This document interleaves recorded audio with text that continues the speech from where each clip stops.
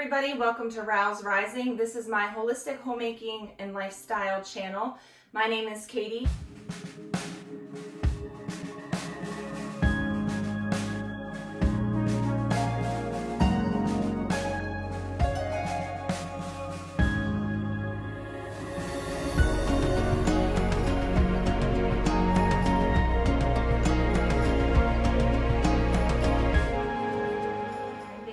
For joining me today. Today I want to share with you guys a little bit more about sourdough. Now you see I post a lot of sourdough bread making videos, and today I want to show you a little bit of a different recipe. This is going to be our sourdough English muffin recipe. I want to tell you guys a little bit about sourdough and about the benefits of eating sourdough compared to conventional breads that use commercial yeast as a leavening agent. Sourdough is a slow fermented bread. It's unique because it does not require a commercial yeast to leaven the bread or to make it rise. It's made with a live fermented culture called a sourdough starter. The sourdough starter is actually the leavening agent that is going to give your bread rise. The wild yeast and lactobacillus in the leaven neutralize the phytic acid as the bread proves.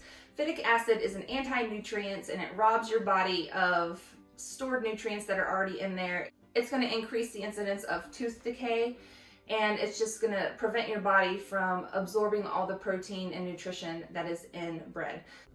One more thing that I need to mention is that through the fermentation process, sourdough becomes more easily digestible, and it's great for those that suffer with gluten sensitivities. One of the main reasons why we make sourdough in our home is because we do have a gluten sensitive child. She's not completely intolerant to gluten. However, if she eats too many commercial type products, she does start to experience a lot of skin eczema and discomfort from that. But eating sourdough and staying on a diet that where we soak all of our grains, where we soak all of our legumes and things like that really seems to help her, and she's able to enjoy a lot of the same foods that we are. We opted to have the allergy blood testing done for her to help ease her eczema, figure out what the trigger was, so that way we could help her feel a lot better. And through the blood allergy test, we discovered that she has sensitivities to all kinds of foods. We eliminated everything for 3 months. Her eczema disappeared, and then we slowly reintroduced things, and we found that she was able to tolerate a lot more foods after the elimination diet.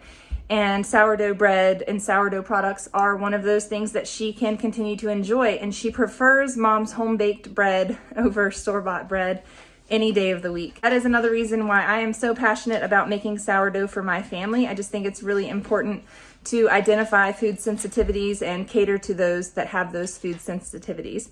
Without further ado, let's make some sourdough English muffins. I'm going to be coming at you guys with a whole lot more sourdough recipes in the next couple of months. I hope you enjoy, and I hope that you give it a try. If you do try one of my recipes, leave a comment down below and let us know how you like it. Did it work out for you? Are you enjoying baking with sourdough? I hope you enjoy this recipe. It's easy, it's delicious, and it's been a family favorite. Here I have 1 cup of water with half a cup of sourdough starter. This is an unfed sourdough starter, so it's hungry and it's eager to be fed. To that, I'm going to add 2 cups of flour, and it's going to be a little bit tricky to mix up. It's going to be hard to mix up, so just bear with me. Mix it up and leave it to sit for 12 to 24 hours. You're going to see that it is a very thick kind of dough. And then the very next morning, it has doubled, tripled in size almost. So to this mixture, I am going to add 1 teaspoon of salt, and I like to add it as I'm mixing up. So I'm going to add a little bit now, and then I'm going to add a little bit more, but I wanted you to check out these bubbles. This is very well fermented sourdough. I'm going to add 1 teaspoon of baking soda, and then I'm also going to add 1 tablespoon of honey. Again, I'm going to add a little bit of each of these at a time just so I can make sure that they are incorporated well into my dough.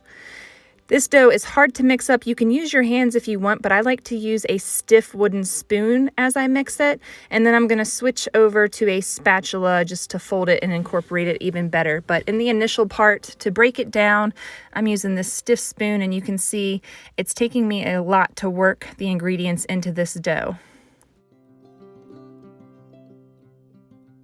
Now I'm just twisting the dough to help mix it up. I'm going to do this a few times. I just really want to make sure that all of my ingredients are incorporated, and because it's so thick, it is a little bit tricky. It's very thick and very stretchy at this stage, but you can get all these ingredients incorporated. And then once we are done, we are going to have a very kind of wettish dough, and we are going to drop this in dollops onto our preheated pan, and you will see how I do that in just a minute. But I just want to assure you that it is supposed to be this sticky. There we go. I'm going to drop them onto the pan and try to make it as round as I can, spreading the dough out from the middle to the edges. You don't want too much built up in the middle because it does have a difficult time cooking in the middle. So you want to kind of spread it out flat, make sure if you can get a little dent in the middle so that the rest of the bread cooks evenly. This recipe does make 12 English muffins, so just divide your dough up evenly. I just kind of, the way I'm scooping it out with my spatula, I'm just scooping a certain amount.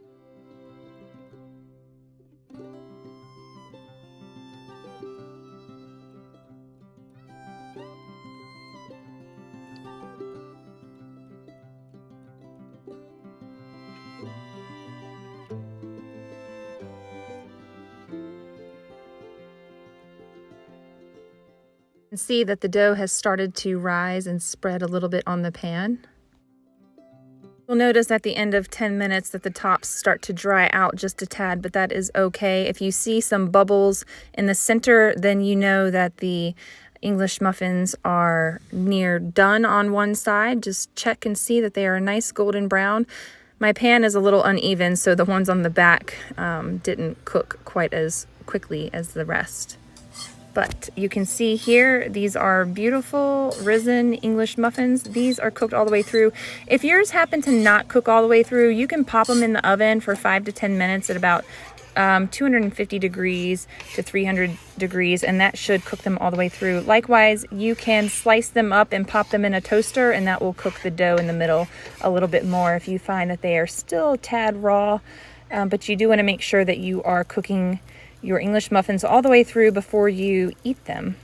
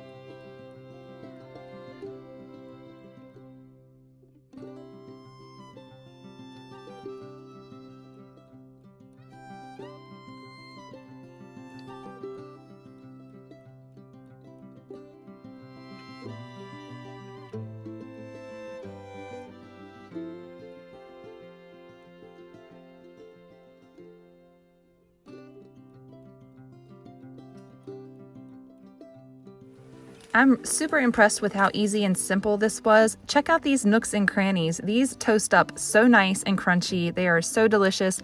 We're also going to be using these for hamburger buns, and I'm going to make up a big batch before this baby is born to freeze in the freezer so that my husband can have access to easy English muffin sandwiches and hamburger buns. We also like these with cream cheese and elderberry jelly on top. So good.